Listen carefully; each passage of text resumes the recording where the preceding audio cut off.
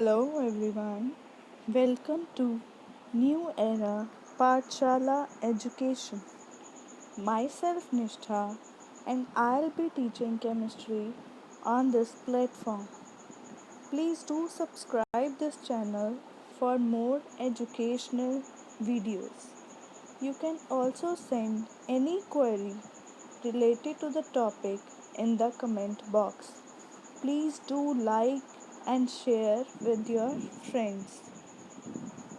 So in the last lecture we have discussed about redox reactions. Various examples were discussed. Some examples are given in this page. So redox reactions were the reactions in which reduction and oxidation occurs simultaneously. Now today our topic is one of the example of oxidation, that is corrosion. What do you mean by corrosion? The process of attacking a metal, any metal, silver, gold, copper, iron, etc., by the substances around us, such as moisture, acids, etc., is called corrosion. इसका क्या मतलब है कि जब कोई भी metal है वो एटमॉस्फेरिक की गैसेस के साथ, जैसे ऑक्सीजन हो गया, कार्बन डाइऑक्साइड हो गया, वाटर वेपर्स हो गए, इनके साथ जब रिएक्ट करता है तो उसमें कुछ चेंजेस आ जाते हैं. That changes results in the process of corrosion. इसकी एग्जाम्पल है रस्टिंग ऑफ आयरन. सबसे इम्पॉर्टेंट एग्जाम्पल जो डेली लाइफ में हम लोग देखते हैं, that is rusting of iron. Iron को जंग लग जाता है. कैसे?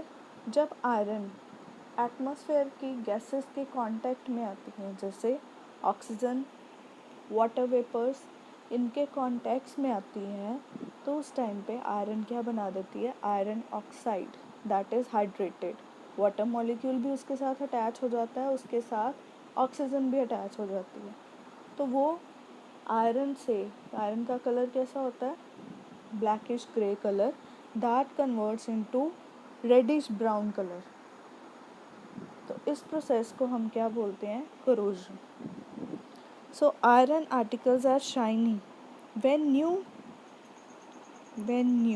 जब न्यू होते हैं तो वो शाइन कर रहे हैं, but get coated with reddish brown powder when left for some time. अगर हम उनको खुला छोड़ दें हवा में एज इट इज़, कुछ टाइम के बाद क्या होगा? उसके ऊपर रेडिश ब्राउन कलर का पाउडर आ जाएगा, जिसको हम क्या बोलेंगे? Iron oxide, hydrated iron oxide. So this process is called rusting, and rusting is the biggest example of corrosion. अब बड़े सारे बच्चे क्या करते हैं? corrosion और rusting की डेफिनेशन में confusion क्रिएट करते हैं. कि जैसे आपको corrosion पूछा तो आपने क्या करना है? इसमें एक मेटल लिखना है, general metal. It can be silver, it can be copper, it can be iron, any metal.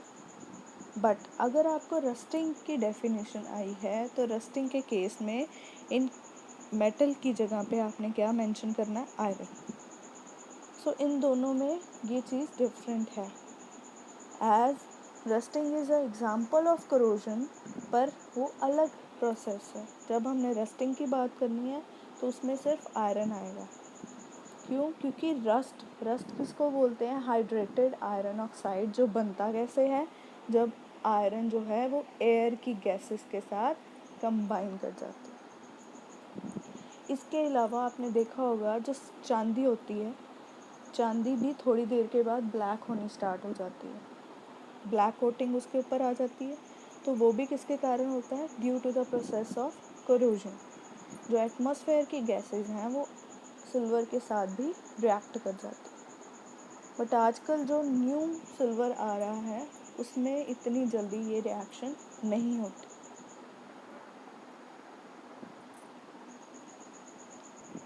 इसके अलावा कॉपर के जब हम बर्तन या कॉपर की कोई चीज़ कोई मटेरियल लेते हैं, उसको थोड़ी देर बाद देखो कॉपर की कई रिंग्स डालते हैं, कड़े डालते हैं, तो वो स्किन जो है नीचे से ग्रीनिश होनी स्टार्ट हो जाती है।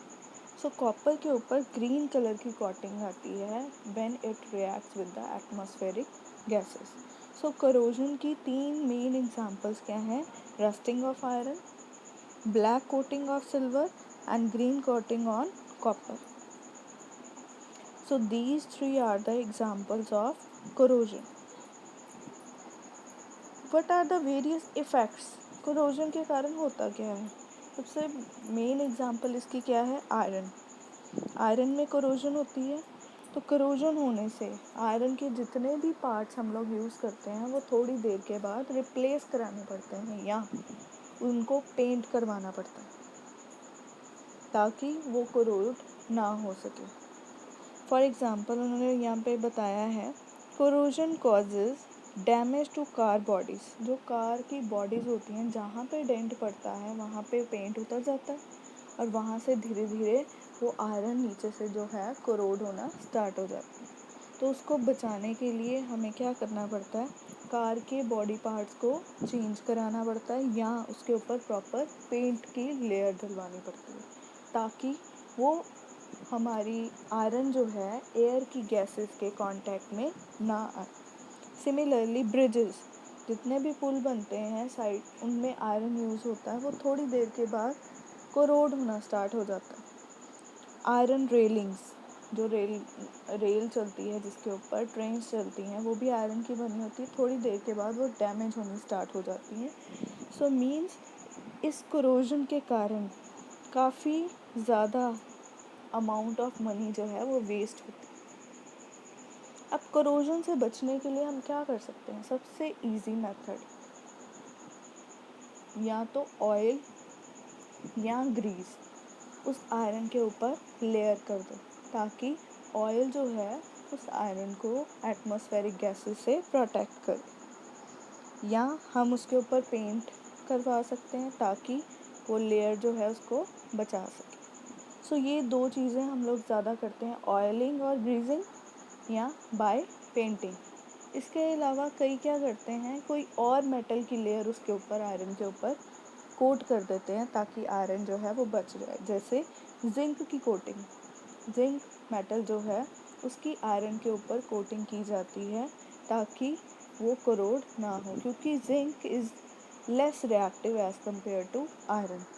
तो आयरन तो जल्दी रिएक्ट करता है, पर जिंक जो है, जिंक इतनी जल्दी एटमॉस्फेरिक गैसेस से रिएक्ट नहीं करता, जिसके कारण वो जो है आयरन को भी प्रोटेक्ट कर सकता है फ्रॉम कोरोजन। सो ये सारी चीज़ें जो हैं ये इफ़ेक्ट्स के कारण, इन कोरोजन के इफ़ेक्ट के कारण काफ़ी अमाउंट ऑफ मनी जो है हम लोग रिप्लेस करने में, जो डैमेज आयरन है उसको रिप्लेस करने में यूज़ करते हैं। For example, in this picture you can see the silver gets coated with a blackish layer, black coating.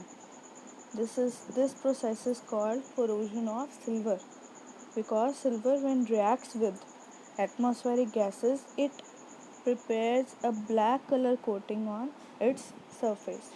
So this is the example of corrosion of silver. Similarly, some other metals, like you can see in this is made up of iron, and after some time this iron material is coated with the reddish brown powder that is called hydrated iron oxide, and this process is called rusting of iron. In this picture you can see that copper metal after some time shows a green layer coating on itself, and this green layer is due to the corrosion of copper metal. So these all were the examples of corrosion which causes a lot of damage to various materials. Now our next topic is rancidity. What do you mean by rancidity? Oxidation of fats and oils. जो हमारे fats और oil किस में present होते हैं? Food materials में, उनकी जब ऑक्सीडेशन हो जाती है, मीन्स वो ऑक्सीजन के साथ या एटमॉस्फेयर के मॉइस्चर के साथ जब रिएक्ट कर जाते हैं, which results in bad smell and taste, is called rancidity. So rancidity is also an example of oxidation reaction. Like corrosion was also the example of oxidation because oxidation of different metals occur in that. Similarly, when oxidation of fats and oils which are present in our food materials that occurs, which results in the bad smell and taste, that is called rancidity. अब ये rancidity होती क्यों है? जब हम कोई खाना as it is बाहर रख देते हैं तो क्या होता है, वो हम हमारे एटमॉस्फेयर में ऑक्सीजन गैस प्रेजेंट है, मॉइस्चर प्रेजेंट है, वो उसके साथ रिएक्ट कर देता है और उसकी क्या हो जाती है, ऑक्सीडेशन हो जाती है, जिसके कारण उसमें स्मेल आनी स्टार्ट हो जाती है, बैड टेस्ट हो जाता है उसका. So that process is called rancidity. How can we prevent rancidity? Rancidity को प्रिवेंट करने के लिए हम क्या कर सकते हैं? एयर टाइट कंटेनर्स यूज़ कर सकते हैं. एयर टाइट कंटेनर्स में अपना फूड मटेरियल डाल सकते हैं. रेफ्रिजरेटर यूज़ कर सकते हैं. अब होता क्या है, जब एयर टाइट कंटेनर है तो उसके अंदर एयर नहीं जाएगी, तो oxidation of fats and oil नहीं होगा. सिमिलरली जब रेफ्रिजरेटर में हम फूड रखते हैं तो टेम्परेचर क्या हो जाता है, डाउन. और ऑक्सीडेशन ऑफ फैट्स और ऑयल तब तक नहीं होएगा जब तक उसको टेम्परेचर सफिशेंट नहीं मिलता. अगर टेम्परेचर डाउन हो गया तो वो रिएक्शन का रेट क्या हो जाएगा, स्लो. रिएक्शन होगी, खाना ख़राब होगा, बट स्लोली काफ़ी ज़्यादा टाइम वो निकल जाता है, ख़राब जल्दी नहीं होता. And third method is replacing oxygen and flushing nitrogen like in chips. अब क्या होता है, जितने पैक्ड मटेरियल्स आते हैं, चिप्स वगैरह हमारे आते हैं, वो कितनी कितनी देर जो है वो ख़राब नहीं होते. अब वो ख़राब ना होने का क्या कारण है, उन चिप्स के पैकेट्स में ऑक्सीजन को निकाल के नाइट्रोजन गैस जो है फ्लश इन करी जाती है, जिसके कारण नाइट्रोजन जो है वो चिप्स को फ्रेश रखती है, उनकी ऑक्सीडेशन नहीं होने देती. तो अगर हम ऑक्सीजन गैस को रिप्लेस कर देते हैं नाइट्रोजन से, then also we can prevent the rancidity. इसके अलावा नेक्स्ट इज़ वैक्यूम पैकिंग. अब कोई भी चीज़ की अगर हम वैक्यूम पैकिंग करवा रहे हैं, इट मीन्स हम उसमें से जितनी एयर है वो सारी जो है बाहर निकाल देते हैं ताकि वो उसकी ऑक्सीडेशन पॉसिबल ना हो. So these all are the method जिससे हम रेंसिडिटी को प्रिवेंट कर सकते हैं. For example, in this picture you can see the bread is rancid. The microorganism has grown on this bread. Why? Because the oxidation of fats and oils, जितने भी इसके अंदर फैट्स और ऑयल्स थे उनकी ऑक्सीडेशन हो चुकी है, वो एयर के साथ कंबाइन हो चुके हैं, जिसके कारण रेंसिडिटी हो चुकी है. So this food will result in bad smell and bad taste. So this is a example of rancidity. So this was the concept of rancidity. That is the last topic of this chapter. Now our all topics of NCERT book is covered. Now we will discuss the blue question answers, in-text question answers related to these topics. So blue question answers, page number 13. First question is, why does the color of copper sulfate solution changes when iron nail is dipped in it? अब मैंने आपको ये activity भी करवाई थी, बताई थी कि जब हम आयरन नेल को कॉपर सल्फेट सॉल्यूशन में डिप कर देते हैं, कॉपर सल्फेट का कलर क्या होता है, blue. When we dip the iron nail in copper sulphate solution, then the copper is replaced by iron. Why? Because in the reactivity series, iron is more reactive as compared to copper. So iron can easily displace copper from its position. That is, iron can easily take its position with sulfate. So when iron will take its position, then the formation of iron sulfate, that is green color solution, is formed. And the copper metal is coated on the iron nail. अब अगर आप iron nail को निकालोगे, उसके ऊपर brown colour की layer आ गई copper की, you can easily displace that copper. आप उसको हटाओगे तो वो पाउडर की तरह निकल जाएगा. So this reaction is an example of displacement reaction. So iron displaces copper from the copper sulfate because iron is more reactive than copper. So यहाँ पे क्वेश्चन में बेसिकली उन्होंने पूछा था colour of copper sulphate solution change कैसे हो रहा है आयरन डालने पे. तो आपने पहले रिएक्शन देनी है, फिर उसके बाद उसकी एक्सप्लेनेशन में बताना है कि आयरन जो है वो कॉपर से ज़्यादा रिएक्टिव है, जिसके कारण ब्लू कलर से वो किस में कन्वर्ट हो रहा है, ग्रीन कलर में, क्योंकि आयरन सल्फेट का कलर जो है that is green. Now second question is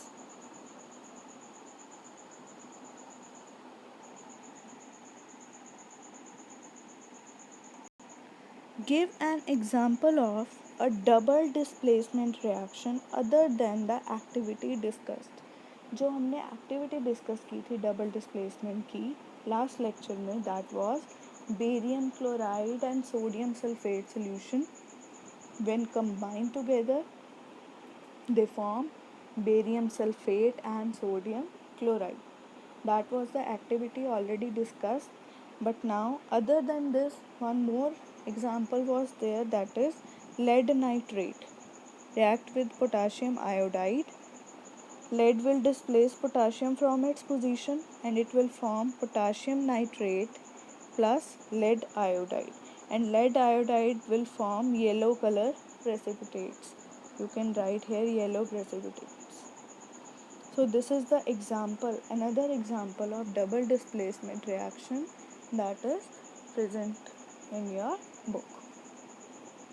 Next, now third question is identify the substance that are oxidized and the substance that are reduced in the following reactions.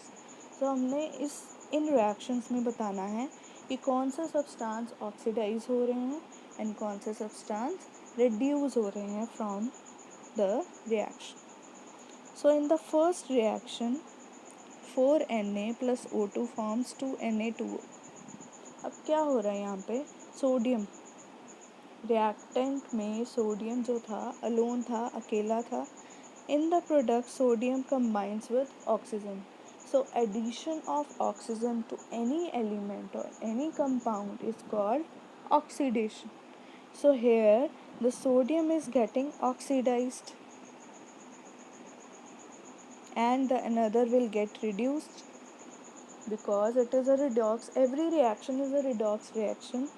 In that reaction, if one is oxidizing, another will be reducing. So sodium is being oxidized here. Now next example is this. In this example they have asked tell both which are oxidized and which are reduced. Now here copper oxide plus hydrogen forms copper plus water. Now copper oxide, it is having oxygen. Here the oxygen is removed, so means copper oxide is being reduced. Similarly, in another case hydrogen was alone, but in the product hydrogen is getting oxidized because oxygen is being added to hydrogen. So means here the oxidation occurs. So copper oxide is being reduced and hydrogen is being oxidized here. So these were the NCERT in-text questions that are given in your book. Now mostly all the chapter is covered. Now only the back exercise questions are left. Till now, any query related to the topic, related to any topic of this chapter, you can send me in the comment box. I will reply it. Now next back exercise we will discuss in the next lecture. Up to then, revise it properly, and do comment any query, any problem related to the topic. Thank you very much.